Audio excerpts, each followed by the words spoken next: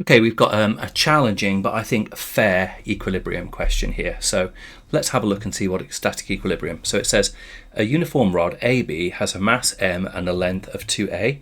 A particle of mass 2m is attached to the rod at the point C where AC is equal to 1.5a. The rod rests with its end A on a rough horizontal ground. The rod is in equilibrium at an angle of theta to the ground by a light string that is attached to the end of the rod at B. The string is perpendicular to the rod as shown in figure 2.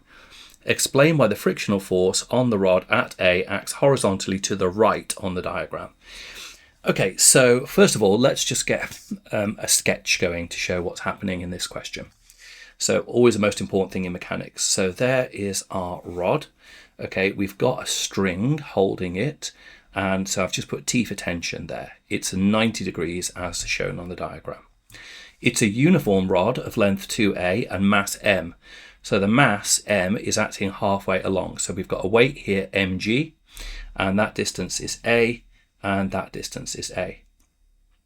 At AC is 1.5, so in other words, 1 add another half. We've got a mass of 2m attached there. So its weight is 2 mg, and it's there, and that's 0.5, and then that is 1 there. Okay, that's fine. We've got the angle theta. We've got that angle theta, that angle theta. We've got our normal reaction with the floor, and we've got the frictional force going to the right. Sometimes we might need to resolve in this question vertically and horizontally, so it can be a little bit tricky knowing what the angle in question is. So I've just basically drawn a line going down here and drawn a line, extended these two forces. Okay, these two lines like this. And you can see that this is a mirror image because remember this line is perpendicular to the rod. This line is perpendicular to the rod.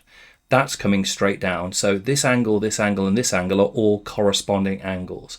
So this angle here that I'm indicating with the pencil is theta. These two angles are what we call vertically opposite, okay? So therefore this angle up here is theta as well. So if I do need at any point to find the horizontal or vertical component of the tension, the horizontal component is going to be t sine theta, and the vertical component will be t cos theta. So that's important to be able to get those forces correct at the top of the diagram there. So we've got our sketch. Now part A, it says, why is the friction going to the right? Well, it's simply just because some component of the tension, in fact, t sine theta, is acting to the left.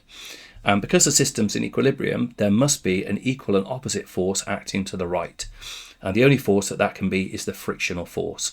So I would just say as t sine theta, as a component of the tension, is moving to the left, therefore the frictional force must be acting to the right as the whole system is in equilibrium. Okay, now part B, it says show that the tension is equal to 2 mg cos theta. So very often it's super useful in questions like this to take moments about A. And the reason why taking moments about A is really useful is because it's going to get rid of the frictional force and it's going to get rid of the reaction force here and just simplify the forces that we need to deal with. So let's take moments about A. We're in equilibrium, so our clockwise turning moments, the sum of our clockwise turning moments is going to equal the sum of our anti-clockwise turning moments, okay? So what are our clockwise turning moments? We've got the component of the weight of the rod, which is mg cos theta. So that's going to be mg cos theta, and remember it's the perpendicular component times the distance. So times by A. Then we've got the same for the whatever it is that's the particle, the particle C.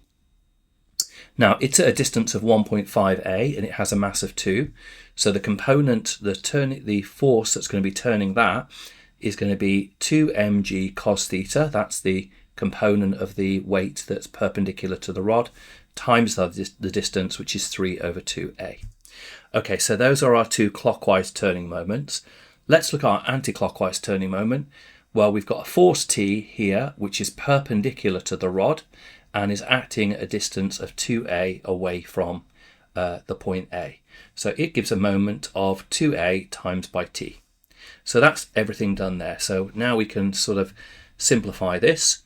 We've got A in every single term. We have an A there, we have an A there, we have an A there, so we can cancel A.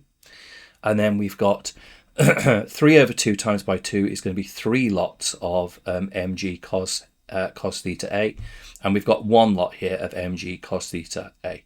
So that gives us 4. So we get 4 mg cos theta. Remember the a's have been cancelled, is equal to 2t. So dividing everything by 2 gives us t is equal to 2 mg cos theta as required. So that's our part B done. So yeah, quite a complex question, but it's turning out, I think, to be quite a fair question of its type. Now, given that cos theta is equal to 3/5, so cosine is adjacent over hypotenuse, which means that we must have a 3, 4, 5 Pythagorean triple, so they're telling us that the opposite there is going to be 4 if we need that. Show that the magnitude of the vertical force exerted on the ground at A is that. So in other words, we've now got to find this reaction force here. And in order to do that, I'm going to resolve vertically. Now, when I resolve vertically, what have I got? I've got R, and I've got plus T cos theta.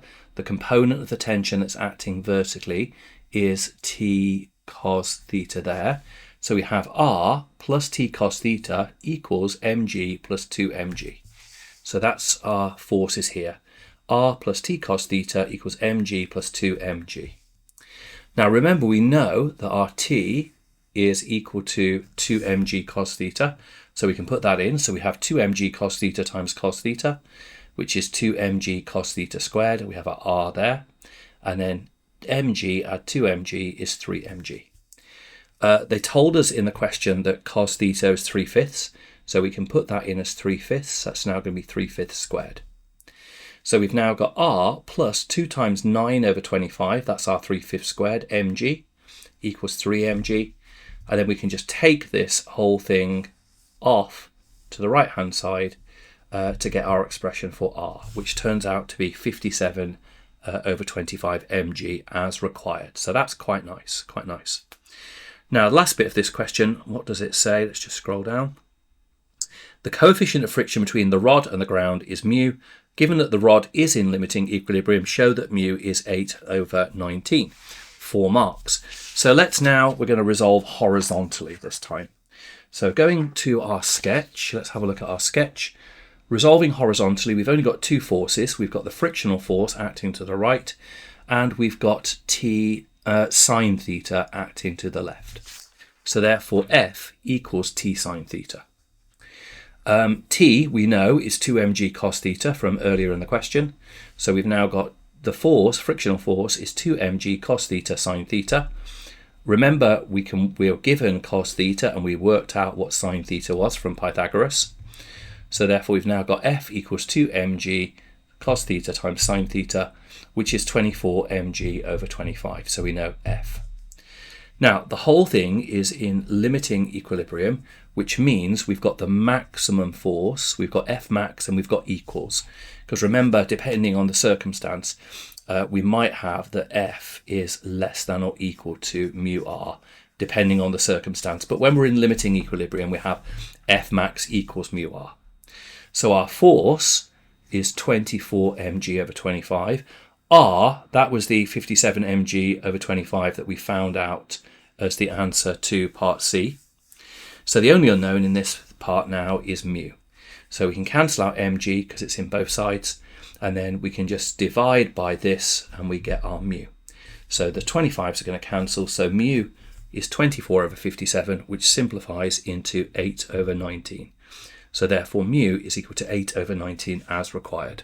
Now, as I say, I think that's a really nice, fair question of its type. I hope you found that helpful. Remember, if you're finding these videos useful, do like and subscribe to the channel, because subscribing to the channel is going to really help me to keep on growing the channel and producing more useful videos. Thank you for watching this far, and I'll see you in the next one.